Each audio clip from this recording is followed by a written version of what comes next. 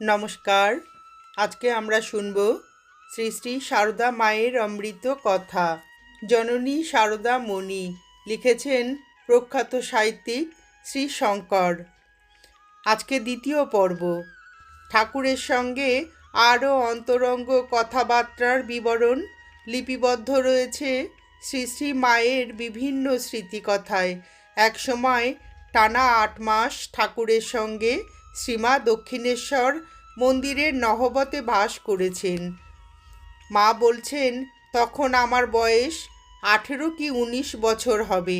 ওর সঙ্গে সুতুম একদিন বললেন, তুমি আমার কে? বললুম, আমি তোমার সেবা করতে আছি। ঠাকুর ও মায়ের এই 8 মাসের দাম্পত্য জীবনের ব্যাখ্যা ঠাকুর নিজেই দিয়েছেন। ঠাকুর বলেছেন, ও যদি এত ভালো না হতো, আত্মহারা হয়ে তখন আমায় আক্রমণ করত, তাহলে আমার সংযমের বাঁধ ভেঙে দেহবুদ্ধি আসত কি না কে বলতে পারে। বিয়ের পরে মাকে ব্যাকুল হয়ে বলেছিলাম, মা, আমার পত্নীর ভেতর থেকে কাম ভাব এককালে দূর করে দে। ওর সঙ্গে একত্রে বাস করে এই কালে বুঝেছিলাম মা সে কথা সত্যই শুনেছিলেন। আরও অন্তরঙ্গ দেহ সংবাদ নিয়েও মতের বিনিময়ে আছে স্বামী স্ত্রীর মধ্যে। দক্ষিণেশ্বরে তিনি ঠাকুরের জন্য রান্না করতেন, তবে মাসের ওই 3 দিন তিনি কোনো কাজ থেকে দূরে থাকতেন। কালীবাড়ি থেকে ওই 3 দিন ঠাকুরের ভোগ আসতো। ঠাকুর একদিন বললেন, এই 3 দিন রান্না না করাতে আমার অসুখটা বেড়েছে, তুমি কদিন কেন রাঁধলে না গো? মা জানালেন, মেয়েদের অশুচির সময় 3 দিন তারা কাউকে রেঁধে দিতে পারে না। ঠাকুর তার আধুনিক মনের পরিচয় দিলেন, বললেন, কে বললে পারে না? তুমি আমাকে দেবে, তাতে দোষ হবে না। বলো তো, অশুচি তোমার শরীরের কোন জিনিসটা? চামড়া না মাংস না মজ্জা? দেখো, মনই অশুচি, বাইরে সূচি অশুচি বলে কিচ্ছু নেই। মা অবশ্য এই ব্যাপারে পরবর্তীকালে অন্য কথাও বলেছেন মেয়েদের। মা বলেছেন, মেয়েদের অশুচি অবস্থায় ঠাকুরের পুজো সম্পর্কে মায়ের মত, এই অবস্থায় কি ঠাকুর দেবতার কাজ করতে হয়? তা করো না। আরও বলেছেন, আমিও তো জন্মাবধি কোনো পাপ করেছি বলে মনে পড়ে না। 5 বছরের সময় তাকে ছুঁয়েছি, মানে ঠাকুরকে ছুঁয়েছি। আমি না হয় তখন না বুঝি, তিনিও তো ছুঁয়েছেন, তবে আমার কেন এত জ্বালা? বিবাহাদির ব্যাপারে ঠাকুরের মতন বিভিন্ন মানুষকে তিনি পরামর্শ দিতেন। কাউকে বলতেন, বাবা, তুমি তো বেশ আছো, কেন সংসার অনালে দগ্ধ হতে যাবে? আবার বিবাহে অনিচ্ছুক এক যুবক সম্বন্ধে বললেন, সে কি গো, সংসারে সবই দুটি দুটি। এই দেখো না, চোখ দুটি, কান দুটি, হাত দুটি, পা দুটি, তেমনি পুরুষ ও প্রকৃতি। আবার একজনকে বলছেন, ভগবানকে ডাকুক আর না ডাকুক, যে বে না করে সে তো অর্ধমুক্ত। যাদের মহাপাপ তারাই বে করে সংসার করে। সংসারী লোক খালি গণ্ডায় গণ্ডায় ছেলে জন্ম দিতে থাকে, ওই যেন কাজ। ঠাকুর বলতেন, 2-1টি ছেলে হবার পরে সংযত থাকতে। কাল একটি বউ এসেছিল মা, গেড়া গাড়া ছোট্টটি, তার কোলে পিঠে ছেলে, ভালো করে সামলেও নিতে পারছে না। তারপর বলে কি, মা আর সংসার ভালো লাগে না। আমি বলি, সে কি গো, তোমার এইসব কাচ্চা বাচ্চা? তাতে বলল, ওই পর্যন্তই, আর হবে না। বললাম, তা যদি পারো তো ভালোই। সংসারী পুরুষদেরও সদা সাবধানী হতে বলেছেন শ্রীমা। কর্মক্ষেত্রেও এর থেকে বাদ যায়নি। চাকরিতে মিথ্যা বলতে হয়। একজন ভক্ত ব্যাকুল হয়ে পড়েন, অথচ সংসারে অভাব, টাকা চাই। মায়ের পরামর্শ স্পষ্ট, চাকরি না ছাড়তে পরামর্শ দিলেন। মায়ের ব্যাখ্যা, আজ সামান্য মিথ্যা কথা বলতে ভয় পাচ্ছ, কিন্তু চাকরি ছেড়ে অভাবে পড়লে তখন চুরি ডাকাতি করতে পর্যন্ত ভয় পাবে না। একই পরিবেশে অভাবী সংসারী লোককে আগ বাড়িয়ে কিছু করতে বারণ করতেন। শুনতে খারাপ, কিন্তু হাততালি পাবার জন্য হুট করে এগিয়ে যাওয়া বা ঝাঁপ দেওয়াটা সবসময় যুক্তিযুক্ত নয়। অর্থ সম্বন্ধে শ্রীমা ও তার স্বামী বিভিন্ন পরিবেশে যত মন্তব্য করেছেন তার ব্যাখ্যা শুরু করলে অবশ্যই একখানা বড় বই হয়ে যায়। মায়ের কিছু আর্থিক উপদেশ এখানে পাঠক পাঠিকাদের বিবেচনার জন্য নিবেদন করা অপ্রাসঙ্গিক হবে না।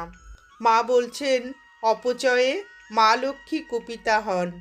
ভাইদের সংসারের খরচের টাকা বাঁচিয়ে কাশী ভ্রমণ। ভাইরা নিজেদের সংসারের মতো টাকা দেয়, তা থেকে বাঁচাবার চেষ্টা করো না, তাহলে আরও সংসারে আসক্তি বেড়ে যাবে। তাদের খরচার টাকা থেকে বাঁচালে তাদের বঞ্চিত করা হয়। বেশি বাজে খরচ করতে বারণ করবে। ভক্ত গৃহস্থের টাকা থাকলে সাধুদের কত উপকারে লাগে। অনেক টাকা থেকেও কৃপণ। যার আছে সে মাপো, যার নেই সে জপো। একই সঙ্গে উপহারে বা দানে বেপরোয়া না হতে পরামর্শ দিতেন। একবার ভক্তের কাছে খুব দামি একটা এন্ড্রির চাদর পেয়ে মা তা নিতে চাইলেন না। টাকার হিসাব করতে বসে বললেন, যদি নিতান্তই টাকা খরচ করতে হয় তবে বরং একখণ্ড জমি কিনে দিতে বলো। মায়ের কাছে ভক্তেরা মানি অর্ডারে টাকা পাঠাতো। সেই টাকা সম্বন্ধে সেবকদের উচ্চবাচ্য করতে মা বারণ করতেন, সাবধান করে দিতেন। বলতেন, বাবা, টাকার শব্দ শুনলে গরিবের মনেও লোভ জমে। টাকা এমন জিনিস, দেখলে কাঠের পুতুলও হা করে। টাকা যে সাবধানে রাখতে হয় এই শিক্ষা শ্রীমা পেয়েছিলেন তার স্বামীর কাছে। একবার ঠাকুরের দেওয়া 200 টাকা মা পুটলি করে মশলার হাঁড়িতে রেখে দেন। ঠাকুর এই বিষয়ে মাকে সাবধান করে দেন। সন্ন্যাসীর অর্থ থাকা একান্ত খারাপ। চাকি মানে টাকা না করতে পারে এমন জিনিস নেই, প্রাণ সংশয় পর্যন্ত। টাকা স্পর্শ করলে ঠাকুরের হাত বেঁকে যেত, আর মা অর্থকে কপালে ঠেকিয়ে তুলে রাখতেন। এই ব্যাপারে প্রশ্ন করলে মা বলেছিলেন, ঠাকুর আর আমি যে বাবা মেয়ে মানুষ, ঠাকুর যে আমায় সোনার গহনাও পরিয়েছেন। ছোট্ট জিনিস বলে কি তুচ্ছ করতে আছে? যাকে রাখো সেই রাখে, যার যা মাননি তাকে সেটি দিতে হয়। ঝাঁটাটিকেও মান্যি করে রাখতে হয়, সামান্য কাজটিও শ্রদ্ধার সহিত করতে হয়। যা মানুষে খায় তা গরুকে দিতে নেই, যা গরুতে খায় তা কুকুরকে দিতে নেই। গরু ও কুকুরে না খেলে পুকুরে ফেললে মাছে খায়, তবু নষ্ট করতে নেই। সাংসারিক ও পারমার্থিক সব বিষয়ের জীবনের নানা সময়ে শ্রীমা সংখ্যাহীন পরামর্শ ও মতামত জানিয়ে গিয়েছেন গৃহী ও ত্যাগী সন্তানদের। আজকের পরিবেশে কিছু উপদেশ এখানে কারো কারো মনে সন্দেহের উৎপত্তি হতে পারে। এই বিষয়ে মন খুলে আলোচনার জন্য কিছু উপদেশ এখানে সংগৃহীত হলো। মায়ের উপদেশ। আজ 1 অগস্ত যাত্রা। আজ বাড়ি থেকে যাত্রা করে এসে কোথাও থাকতে নেই। অন্নপ্রাশন তো হলো বাবা, হলো কিন্তু রবিবারে। রবিবারে হলে কি হয়? আর কিছু হয় না, একটু গরিব হয়। বাক্সে টাকা ঢোকাবার আগে এবং বের করার সময় টাকা মাথায় স্পর্শ করতেন মা। কারণ জানতে চাইলে মা বললেন, বাবা, টাকা হলো লক্ষ্মী। অসুখ হলে ঠাকুরদের মানত করলে বিপদ কেটে যায়, আর যার যা প্রাপ্য তাকে তা দিতে হয়। কারো কাছে কিছু চেও না, বাপের কাছে তো নয়, স্বামীর কাছেও নয়। লোকের দেওয়া জিনিস কি থাকে গো? ঠাকুর যখন দেবেন তখন রাখার জায়গা পাবে না। চৈত্র মাসে কোথাও যেতে নেই। একাদশীর দিন এই স্ত্রী মানুষ রাত্রে একটু ভাত আর একটু মাছ মুখে দেবে। অন্তঃসত্ত্বা অবস্থায় তুমি আস্ত জিনিস, লাউ কি কুমড়ো কেটো না। প্রথম পোয়াতি বাপের বাড়িতেই প্রসব হওয়া ভালো। গীতা চণ্ডী নতুন কাপড়ে বেঁধে গলায় ঝুলিয়ে দেবে। মা চণ্ডী রক্ষা করবেন। মাছ মাংস যা খেতে মন চায় খাবে, তবে ঠাকুর আদ্যশ্রাদ্ধের সংস্কার, বিবাহের আর প্রায়শ্চিত্তের অন্ন খেতে নেই বলতেন। অসুস্থ অবস্থায় অথবা শুয়ে থাকলে কাউকে প্রণাম করতে নেই, ওরকম করলে ব্যাধি প্রতিষ্ঠিত হয়ে যায়। কাউকে তার অসুস্থ অবস্থায় প্রণাম করতে নেই। তেল ডাল আর অন্ন গ্রহণ করলে শোক একটু কমে। পটল চাষে মায়ের ভয় ছিল। একবার মায়ের বাড়ির কাছে পটল লাগানো হয়েছিল। মেয়েরা ভীত হয়ে মাকে জানালো বড়ই অমঙ্গলের কথা, পটল তুলবে কে? এর চলতি অর্থ হলো মৃত্যু, সংসার থেকে বিদায়। মা ভয় পেয়ে পটল লতা উপড়ে ফেলতে বললেন। কাশীপুরে স্বামীর গুরুতর অসুখের সময় ঠাকুর প্রায়শ্চিত্তের সিদ্ধান্ত নিলেন। এই অসুখ খাজাঞ্জি টাজাঞ্জি লোকে কেউ কিছু বলবে, প্রায়শ্চিত্ত করল না। ও রামলাল, তুই 10 টাকা নিয়ে দক্ষিণেশ্বরে যা, মা কালীকে নিবেদন করে বামুন টামুনদের বিলিয়ে দে। হাইজিন সম্পর্কে মায়ের বিশেষ পরামর্শ।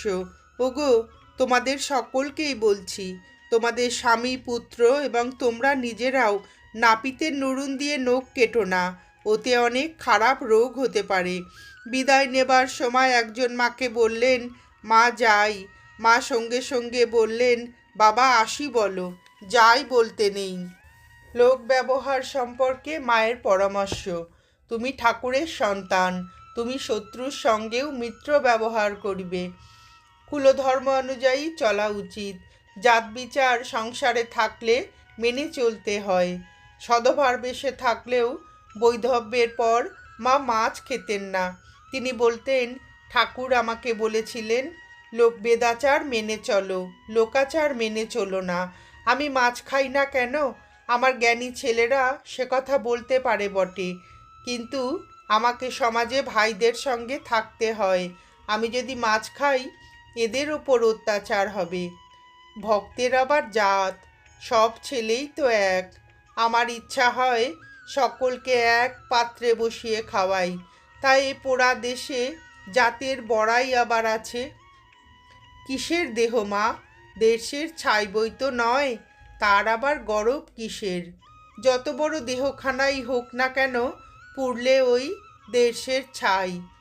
দোষ তো মানুষের লেগেই আছে, কি করে যে তাকে ভালো করতে হবে তা জানে কজনে।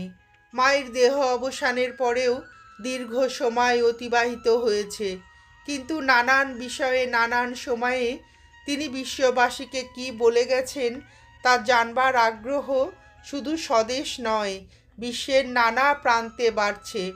যা হাজার কথাতেও বলা যায় না, তা এক কথায় বলতে তিনি স্বামীর মতোই পটু ছিলেন। এক একটি উপদেশের তাৎপর্য অনেক সময় বহুমুখী। এক একটি উপদেশের ভেতর ঢুকলে তার তাৎপর্য বুঝতে সারা জীবন লেগে যেতে পারে। কিন্তু এবারে আমাদের সময় সীমিত, তাই মানুষ ও নারীর সম্পর্কে তার কয়েকটি বহু আলোচিত মন্তব্য দিয়ে এই লেখাটির সমাপ্তি টানতে চাই। মা বলতেন, মেয়ে মানুষকে কখনো বিশ্বাস করবে না, মেয়ে মানুষ সব করতে পারে। আবার মা এটাও বলতেন, পুরুষ জাতকে কখনো বিশ্বাস করো না, অপরের কথা কি, নিজের বাপকেও না, ভাইকেও না, এমনকি স্বয়ং ভগবান যদি পুরুষ রূপ ধারণ করে তোমার সামনে আসেন তাকেও বিশ্বাস করো না। কাম কি একেবারে জায়গা? শরীর থাকলেই কিছু না কিছু থাকে। কারো কাছে কিছু চেয়েও না, বাপের কাছে তো নয়, স্বামীর কাছেও নয়। যে চায় সে পায় না, যে চায় না সে সব পায়। নমস্কার, আজ এ পর্যন্তই। শ্রী শ্রী সারদা মায়ের এই বিভিন্ন উপদেশামৃতর মধুর অমৃত কথা শুনে আপনাদের ভিডিওটি কেমন লাগলো জানাবেন। শ্রী শ্রী ঠাকুর, শ্রীমা ও স্বামীজির অফুরন্ত আশীর্বাদ ও ভালোবাসা আমাদের সকলের মাথার ওপর অঝোর ধারায় বর্ষিত হোক, এই প্রার্থনা করে ভিডিওটি শেষ করছি।